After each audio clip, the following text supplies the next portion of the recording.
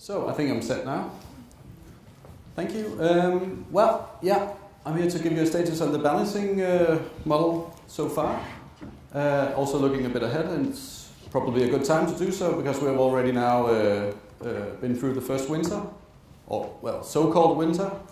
Not that cold, and you could say that the balancing model hasn't had its greatest test yet, but still we can see that it has been tested by the market quite well.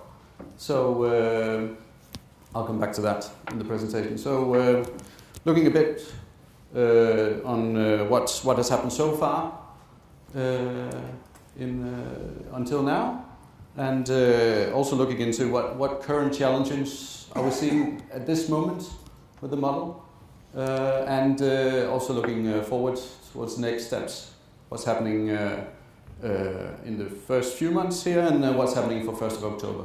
So that's 3 points I will make today.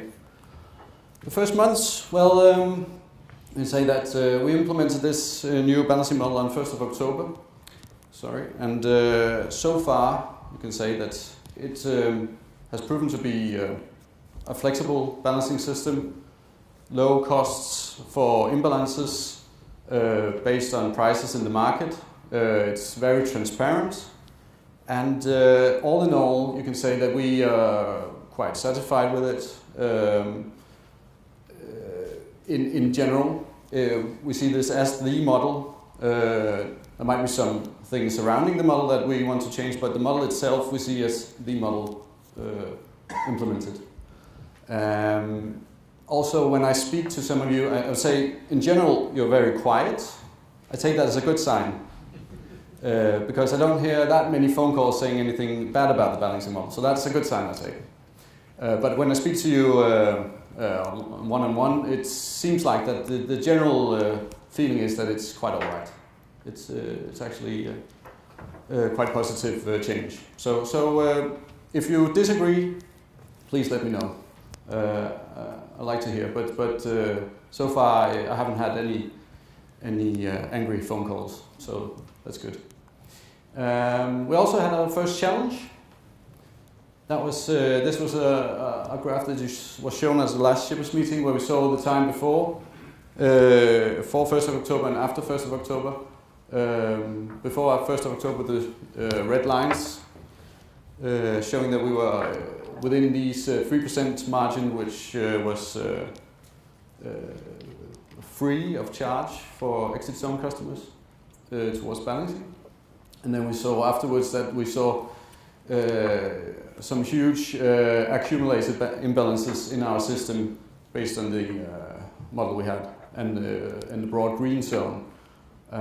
So we had our first challenge. We also had our first solution, which, in a sense, is not the solution. It was what you call it, a quick and dirty solution. It was certainly a necessary step. It was necessary to do something relatively quick because we saw these problems with the accumulated imbalances, which has already been spoken about in the last shipper meeting.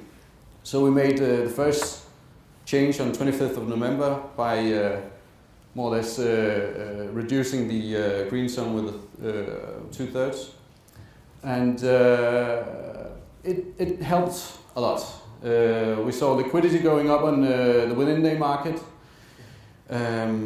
We saw that we didn't have these large accumulated imbalances in the same sense as before, but it's still not the perfect change, because we still have this symmetric green zone that doesn't take care of accumulated imbalance. It just makes the process slower and doesn't fix the problem at all, not completely. So that brings us to the current challenge, which we still see. This is just to illustrate the problem that this day we have a day where we see that there is a tremendous willingness to bring gas into the system, but we are we are saying, no, we don't want any more because we are in the yellow zone, so please reduce your input. But the ironic thing is that this was a day where we actually had low pressure in the system, so we would be happy to have even more gas in. But the commercial system does not allow it. And that's not the perfect model. This illustrates it quite well, that this is not what we want. We want the market to put in gas when we need it in the physical system.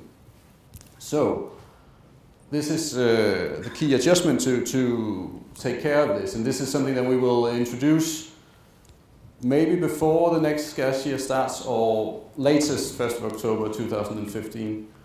That's to accommodate these imbalances from day to day. We are looking into having an asymmetric green zone. In this example, we have a gas day where we have a green zone of 20 million kilowatt hours, and there has been a input of +5 into the system. The day after, the green zone will look like this, where the 5 will be cut from the top of the graph, so to say. So we say, okay, you have been long one day. You're not allowed to be long that much the next day because we can't take any more gas. So in this way, the commercial system will follow the physics much better. And we also think, and this is not absolutely certain, but we believe that actually this will also make us be able to bring in more flexibility in total. Because if we see these adjustments based on the imbalances the day before, we might be able to loosen up for the restriction we made on 25th of November. So there might be a very positive output of this. First of all, being that it's better for the physical system, but also that it will bring more flexibility in general to the market. So that's a key adjustment which we are thinking of right now. I don't know if there's any questions to this at this point. No? Yes? One of your comments with the new model was to separate the commercial and the physical. And now you're combining it. And now you put on to the balance responsible not to balance towards zero anymore. No, I'm not totally agreeing with that. Actually, the commercial and physical model, the network code says it has to be closer connected. And we actually tried this with this model because the green zone is based on the flexibility from the physical system. So the model introduced 1st of October was a way towards a more combined physical commercial model, I would say. This brings it even closer together. So it's a step further. I think you stated in your material that the physical system does not impact the green zone calculation. That's what it says right now. But this says that due to the fact that not within day. It's only a day-to-day. Yeah, but they say that the calculation of the green zone is not impacted by the physical imbalance. Yeah, but that's. So, but this is. It's a change. Yeah. It is a change. Yeah. Certainly, but I'm a bit confused that you say that it says somewhere that it's not influenced by the physical. It's true within day, but the green zone is based on the physical capability of the system from day to day. So, but maybe you could maybe show me where you, so I know exactly where it is. Yeah. Yes, Jakob? Yeah. All right. Okay. Maybe I overheard, but when do you plan to implement? By October 1st? That's the latest date. It could be before. It could be before, because we actually see this as a necessary change. Is also, I think, maybe we think that this should have been there from the start. Actually, it seems logic to do this in some way. Yes, Jakob? As far as I remember, you had certain reservation against an asymmetric balancing. I do not recall those arguments, but you seem to be quite much against it. Yeah, I think you're right, Jakob. I think that was me the last time. I tried to explain why we didn't implement that first, and it simply has to do with the fact that it's difficult to implement in our systems. So calculation-wise, process-wise, it takes some time. So that was the reason why we did this more primitive narrowing of the green. So instead of actually doing the right way, because it does give us some challenges. Yeah. Any other questions this time? Else you can go next. Right, then next steps over the next couple of months. We suggest to have a user group in April covering both the asymmetric green zone idea, but also other topics which will come later in this slide.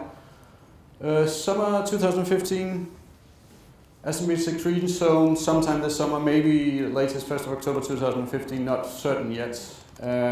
Also, we will introduce a mobile view of the balancing pages and nomination pages on the Energinet.dk online. So you can easily access these pages when on your mobile phone or on your laptops or on your iPads or something like that. Yes, so you can easily both see the balancing situation and also react on it. And finally, 1st of October 2015, the new non-daily meter size model on forecasting will be introduced.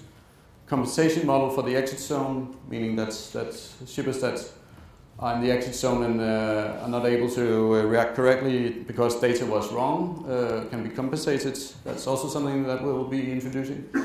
And it's also actually valid right now, but we haven't done the calculation yet for 2014. So for this gas year, sorry. So that will also be coming, and then any other beneficial adjustments we might see will be introduced.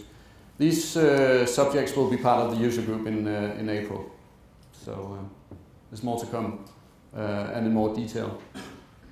So yeah. I think that was that. And yeah, Yannick? Is there any view on publishing the prices of balancing every day? That's something missing. I didn't have in my slide. That's true. Yes, it's a bit of an obstacle for us. Yes, that will also be. It will be published. I don't know when we have it ready, but we are working on it. It is not as easy as it seems. So yeah, it's on its way. It's on its way.